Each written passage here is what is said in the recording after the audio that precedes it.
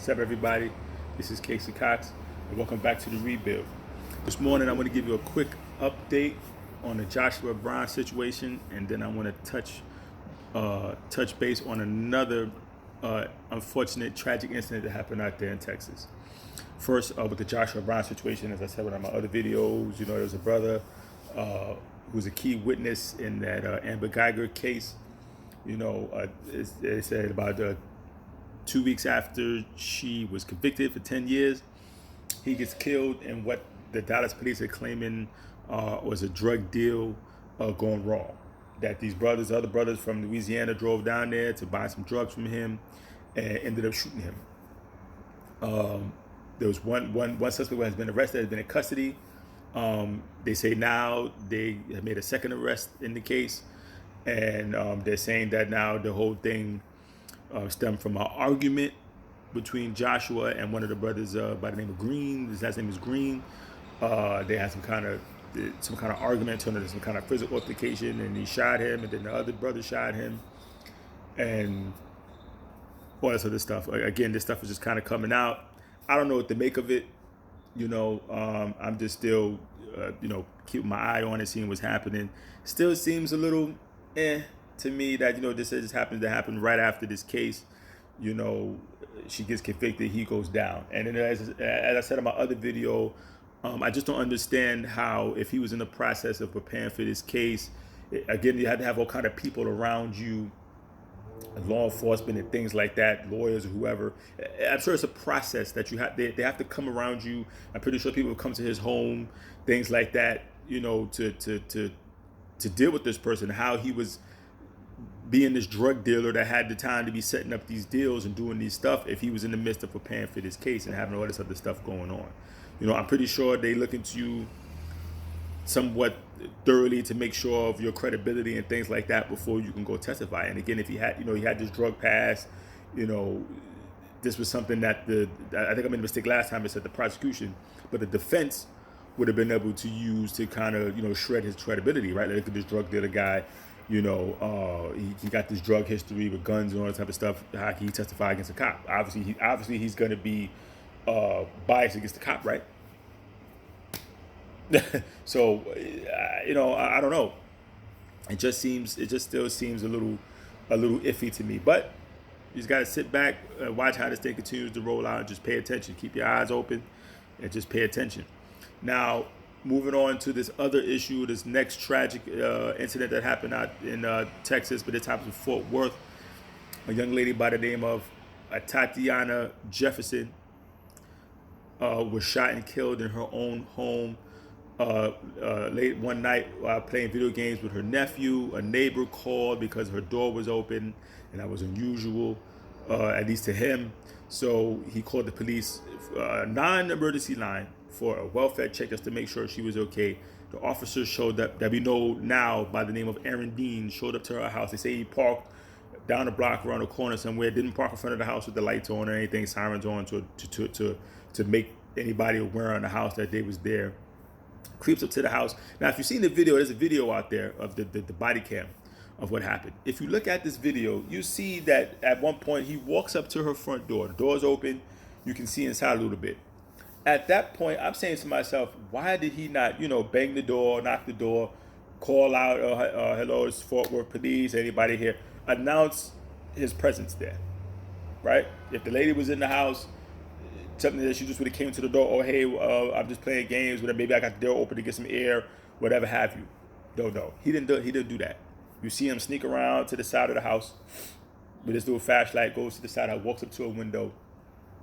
Now, evidently, they say her nephew was in the house playing video games. They hear this noise outside. She looks at her nephew, and then she goes to investigate. She walks up to, because obviously you can see, probably seen the light. So she walks up to the window to look out to see what's going on. He's on the other side. He shouts, show me your hands, put your hands up. And they say 0.6 seconds. In 0.6 seconds between him saying, put your hands up, show me your hands, and the shot fired is 0.6 seconds. That means he gave that young lady less than a second to reply to his commands before he opened fire and shot her. and now she's dead. And the officer, Aron Dean, they say has resigned. The chief out there, or whatever, says he was going to fire him later that day or something, but he resigned before he had the chance. But the officer has been arrested. He's charged with murder.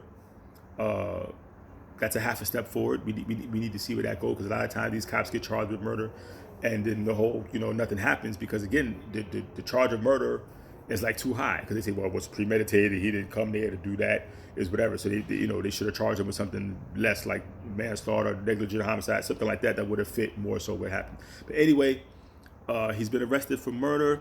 Hopefully this brings some kind of justice for, but we gotta watch how this goes, because we've been here a lot of times, these cops that shoot somebody, kill somebody, and they get arrested, get charged with murder, but nothing happens. I would say that this is a very disgusting thing that's happening.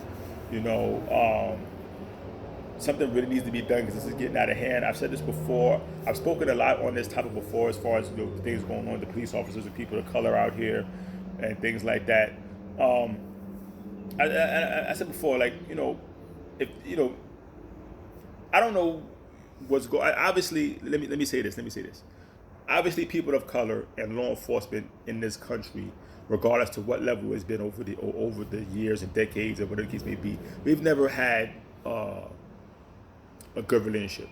Basically, the law enforcement systems, quote unquote, law enforcement systems in this country, have always been designed to keep black people of color in check in certain spaces. That's just history.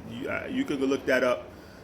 Start with with the plantation patrollers, people that patrol the plantations. They're gonna let me see your paperwork and this and that, what you got going on in here. They come in your house to check if you got any kind of quote unquote contraband in your shack that you're supposed to have, books to read, whatever the case may be.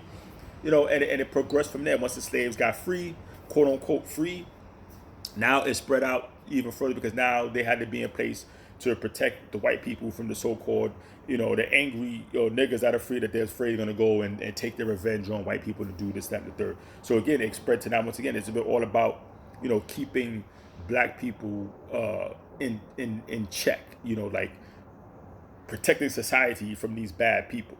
That's what it's always been about. And like I said, that's just not me talking it out of my neck. You can look it up, go look up the history and pay attention. That's what it's always been about. So there's never been a good any kind of good cordial relationship between people of color and law enforcement in this country. There's been reports put out of people, from white supremacy organizations infiltrating law enforcement, again, for the reason to be in that position to go out there and do things to people of color. Now, I'm not saying this man was a part of any kind of white supremacy group or anything like that, but I'm just saying we have to understand the climate of this country. You have to understand what we're dealing with here. People of color are still, looked down upon by white people and other people, and not good ways. There's still horrible stereotypes about black people going on out there, and that keeps a lot of these people that come into law enforcement very, very afraid. Even if they don't come into law enforcement necessarily with the mindset themselves, when you get in there, what are they trained? They're giving all these kind of false statistics a lot of times, and all this crazy stuff about black men, and especially young black men being so hyper dangerous, and they're killers, and they got guns. They want to kill you. They want to take your life. This is why I don't. A lot of times I've been through a lot of issues with people. I see these cops, people in law enforcement. They're making these videos and things like that, talking about how black people and these young black men are out here with guns, dangerous, with guns, and they just want to kill you. They're out here to take your life. That's not good. So a lot of cops are coming to this thing very, very scared and skittish and all that type of stuff. And with like I said, with these false stereotypes in their mind that going into work in these areas with that has high numbers of people of color, that it's so dangerous. It's a war zone. These places are just war zones, and these black people, especially these young black men, are just waiting to jump out and kill you. So you got to walk in there ready to gun and hold, shoot everything. And my thing is, if you're so scared like that, don't be a cop. UPS is hiring. I think FedEx is hiring. Go get a job of transit or sanitation in your town. Don't be a cop. Because the thing is this, I'm not saying cops are supposed to walk around feeling like they're expendable and they're just free to be killed. No, but you have to have something about yourself that you're able to carry out this job without being so afraid to the extent that you're out here killing innocent people because you're just so afraid that somebody's gonna do something to you. Any little thing rattles you. Any little thing, I gotta quick to put my. You can't be like that. You gotta have something about it. It's like if you want to be a soldier, or something like that. Going and putting yourself in these positions, you could get hurt. You understand? But you have to understand that, and again, have something about yourself that again you're not walking around out here all super skittish, shooting little kids in their bed because they're sleeping because you walk into somebody's house and boom, that little girl gets shot in her sleep. This woman getting shot through her window because again, obviously this guy is out there with his gun ready to shoot any little shadow he see. So before he even give this chance a woman to respond, he's just shooting. For what? You know what I'm saying? Not cool. So with that being said, I was going to wish RIP to this young lady, send all my condolences out to her family. I want to encourage the people that are on the ground, that are pushing for justice in this case, to keep pushing. Shout out to a guy I really like. I follow him a lot, Sean King. He's putting a lot of pressure on this situation. I follow him. I see a lot of his posts. He's doing a good job keeping the pressure up. And all the other leaders out there, the community needs to come together, man. We need to come together. We need to stay together. A lot of times things like this happen, and we get a little bit of momentary outrage and stuff, but then we just kind of go back to business as usual. We can't go back to business as usual. If we come together, we got to stick together and push for things like this to not happen anymore. We got to stick together, So with that being said, again, condolences to her family and her friends. RIP to the young lady. RIP to my brother Joshua Brown. Condolences to his family. I hope justice in both these cases are reached. So until next time, one love.